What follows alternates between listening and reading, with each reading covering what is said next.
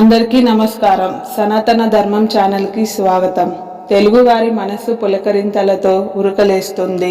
అంబరాన్ని తాకే సంబరాల సంరంభం చూడాలంటే తప్పకుండా ఈ క్షేత్రానికి వెళ్లాల్సిందే. చలువ పందిళ్ళు, పానకాలు, అచ్చట్లు ముచ్చట్లు, చింతాకు పథకాలు, పచ్చల హారాలు, ముత్యాల తలంబ్రాలు, గోదావరి తీరం ఇవన్నీ కలగలిసిన సంబరాలు. శ్రీరాముడు వనవాసం, సీతమ్మ సావాసం, లక్ష్మణుడి సేవాభావం, శూర్పణఖ గర్వభంగం, ఇలా రామాయణంలోని ఎన్నో ప్రధాన ఘట్టాలకు వేదికగా ఆ ప్రాంతం. అసలు రాములోరి పేరు వినగానే అందరికీ గుర్తొచ్చేది ఒకటే, అదే భద్రాచలం. ఆ భద్రాచలం తెలంగాణ రాష్ట్రంలోని ఉమ్మడి ఖమ్మం జిల్లాలోని భద్రాద్రి కొత్తగూడెం జిల్లాలో ఉన్న భద్రాచలం, భద్రాద్రి, భద్రగిరి, ఆ భద్రాచల క్షేత్ర విశేషాలు పూర్తిగా తెలుసుకోవాలంటే ఈ వీడియోని స్కిప్ చేయకుండా చూడండి. అసలు రాములోరి పేరు వినగానే అందరికీ గుర్తొచ్చేది ఒకటే, అదే భద్రాచలం, భద్రాద్రి, భద్రగిరి. ఆ భద్ర క్షేత్ర విశేషాలు పూర్తిగా తెలుసుకోవాలంటే ఈ వీడియోని స్కిప్ చేయకుండా పూర్తయ్యే వరకు చూడండి. నచ్చితే తప్పకుండా లైక్ చేయండి, షేర్ చేయండి, మా ఛానల్కి సబ్స్క్రైబ్ చేయండి. మూర పవిత్రమైన గోదావరి నదీ తీరంలో శ్రీరామచంద్రుడు, సీత, లక్ష్మణ సమేతుడై స్వయంభుగా కొలువైన ప్రాంతం భద్రాచలం. ఆ భద్రాచలం క్షేత్రాన్ని ఒకసారైనా దర్శించిన తాము చేసిన పాపాలన్నీ తుడిచిపెట్టుకుపోవడమే కాకుండా స్వామివారి కృపకు పాత్రలవుతారని పురాణ కథనాలు చెబుతున్నాయి. ఇక్కడ శ్రీరాముడు, సీత, లక్ష్మణ సమేతుడై చతుర్ముజుడుగా వెలిశాడు. ఈ క్షేత్రంలో మిగిలిన ఆలయాలకు భిన్నంగా శ్రీరాముడు పశ్చిమాభిముఖముగా గోదావరి నదిని వీక్షిస్తూ ఉంటాడు. అత్యంత ప్రాచీనమైన ఈ క్షేత్ర ప్రస్తావన బ్రహ్మాండ పురాణాల్లో గౌతమి మహాత్యలో కనబడుతుంది. రామాయణంలోని ప్రధాన ఘట్టాలకు ఈ ప్రాంతమే వేదిక. అకాలంలో ఈ ప్రాంతమంతా దట్టమైన అరణ్యంగా ఉండేది, దండకారణ్యంగా పిలువబడేది.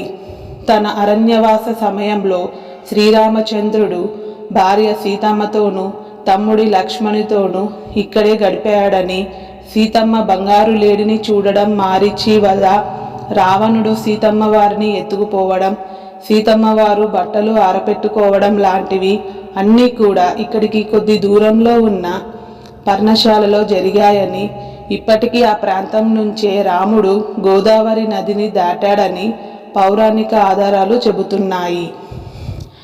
రాముని విగ్రహానికి భిన్నంగా ఉంటుంది.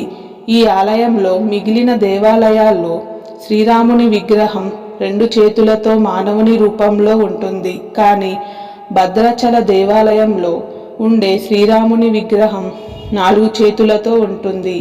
2 చేతులలో శ్రీరామునిలా కుడి చేతిలో బాణం, ఎడమ చేతిలో విల్లు ఉంటే, మిగిలిన 2 చేతులలో విష్ణుమూర్తి మాదిరిగా కుడి చేతిలో శంఖం, ఎడమ చేతిలో చక్రం ధరించి ఉంటుంది.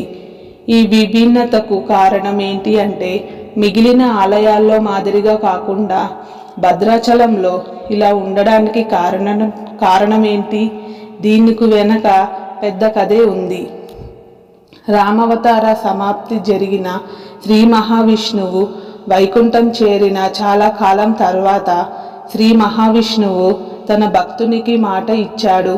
ఆ మాట కోసం మళ్ళీ వైకుంఠం నుంచి రామావతారంలో వచ్చి ఇక్కడ వెలిశాడు.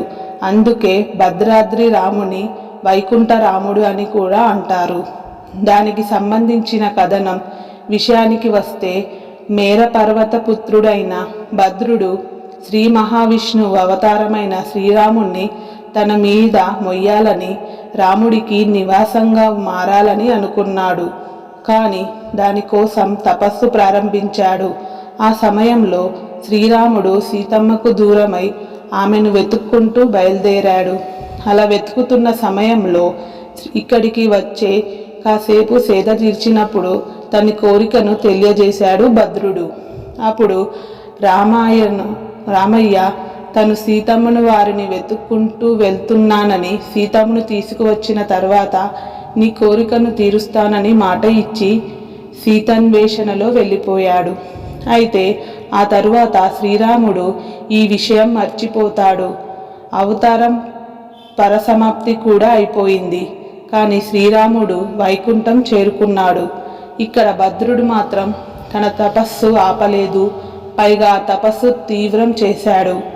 ఆ తపశక్తికి లోకాలన్నీ తల్లడిల్లిపోయే పరిస్థితి వచ్చింది. దాంతో వైకుంఠవాసుడైన శ్రీ మహావిష్ణువుకి భద్రుడి కోరిక జ్ఞాపకం వచ్చిందంట. హడావిడిగా బయలుదేరాడు. విష్ణుమూర్తి అలవాటు ప్రకారం శంకు చక్రాలు తీసుకున్నాడు. కానీ తొందరలో అవి తారుమారయ్యాయి. కుడి చేతిలో ఉండవలసిన సుదర్శన చక్రం ఎడమ చేతిలో ఉండవలసిన శంఖం కుడి చేతికి మారాయి. భద్రుడు కోరుకున్నది రామావతారం కాబట్టి విలంబులు కూడా తీసుకున్నాడు. లక్ష్మీదేవి సీతమ్మగా, ఆదిశేషుడు లక్ష్మణుడిగా వెంటరాగా భద్రుడి ముందు ప్రత్యక్షమయ్యాడు. వైకుంఠరాముడు చతుర్భుజ కాలాలతో శంఖచక్ర విలంబులతో సీత లక్ష్మణ సమేతగా తన ముందు సాక్షాత్కరించిన శ్రీరామచంద్రుని చూసి భద్రుడు పరవశించిపోయాడు. అనేక విధాలుగా ప్రార్థించాడు.